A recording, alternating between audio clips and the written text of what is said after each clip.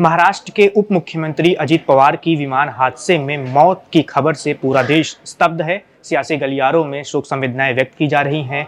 PM Modi से लेकर और भी तमाम नेताओं ने दुख व्यक्त किया है। इस बीच पश्चिम बंगाल की मुख्यमंत्री ममता बनर्जी ने बड़ा बयान दिया है। ममता दिल्ली आने वाली थी, लेकिन उन्होंने अपना दिल्ली का दौरा रद्द कर दिया। इस दौरान कोलकाता में मीडिया से बात करते हुए उन्होंने कहा कि सुप्रीम कोर्ट की निगरानी में इस हादसे की जांच होनी चाहिए। इसके साथ ही ममता बनर्जी ने एक और बड़ी बात कही है। उन्होंने कहा है कि अजित पवार अपनी वर्तमान की राजनीतिक स्थिति पर विचार कर रहे थे, यानी वो इस बात पर विचार कर रहे थे कि क्या उन्हें अब एनडीए में रहना चाहिए या फिर नहीं। और इसके साथ ही वो अपने चाचा शरद पवार के साथ फिर से जाने को लेकर भी सोच रहे थे, ऐसा ममता बनर्जी और उनके करीबियों का कहना है। और आपको बता दें कि महाराष्ट्र में नगर निगम चुनाव के जो नतीजे आए थे, अभी कुछ ही दिनों पहले आए थे, उन नतीजों में बीजेपी और बीजेपी के नेतृत्व वाले महायुति गठबंधन ने एनसीपी शरद पवार गुट और अजित पवार गुट से उनके ही गढ़ में छीन लिया था उनका गढ़ और वहां पर उन्हें मात दे दी थी। उसके बाद से ये चर्चाएं शुरू हो गई थी कि क्या महाराष्ट्र में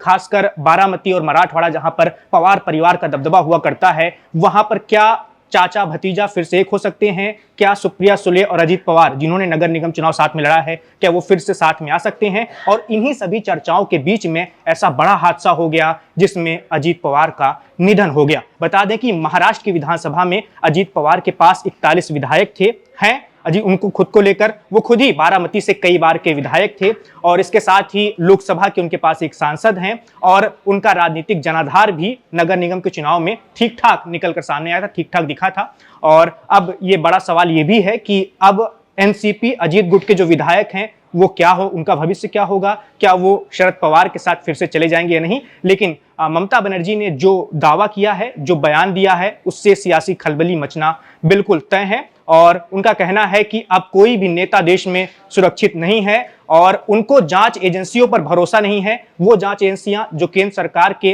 अंदर काम करती हैं, उनसे ही दिशा निर्देश और आदेश लेती हैं, उन पर कोई भरोसा नहीं है। इस मामले में अब सुप्रीम कोर्ट को दखल देना चाहिए। सुप्रीम कोर्ट की निगरानी में एक उच्च स्तरीय जांच होनी चाहिए और उस जांच में ही पता चल पाएगा कि ये कोई हादसा था या फिर इसके पीछे कोई साजिश भी हो सकती है। तो फिलहाल ममता का कहना है। आपको ममता बनर्जी का बयान भी सुना देते हैं कि कोलकाता में उन्होंने क्या कुछ कहा है। Message of Ajit Pawar, Deputy Chief Minister. He died today morning in a plane crash. I'm really shocked to see the news. There is no safety and security of the people of this country. Even the political leaders. I do not know what is the fate of the opposition political parties, but he was very much with the ruling party. But before few days ago, I came to know that from social network that somebody from other party, they gave a statement that Ajit Pawar is willing to leave the BJP. And now what happened today, I need proper investigation under the supervision of Supreme Court. Only we have the trust on Supreme Court, no other agency. All the agencies are being totally purchased.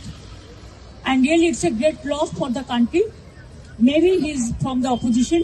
Now he's from the opposition, but tomorrow he's supposed to join the original force of their party. My condolences to the family, Maharashtrian people. जैसा कि आपने ममता बनर्जी को सुना, बता दें कि ममता बनर्जी के साथ ही देश के तमाम राज्यों के मुख्यमंत्रियों ने अजित पवार के निधन पर दुख व्यक्त किया है और पवार परिवार के प्रति अपनी संवेदनाएं जाहिर की हैं। फिलहाल महाराष्ट्र की राजनीति जो पिछले कई सालों से बहुत सारी हलचलों को देखती आई है, चाहे वो पार्टियों का टूटना हो, परिवारों को बिखरना हो और फिर विधानसभा के चुनाव हो, लोकसभा के चुनाव हो और नगर निगम के चुनाव हो, उसके बाद अब एक बड़े नेता का यूं अचानक निधन हो जाना भी महाराष्ट्र की राजनीति के लिए एक बड़ी घटना है। Subscribe to One India and never miss an update. Download the One India app now.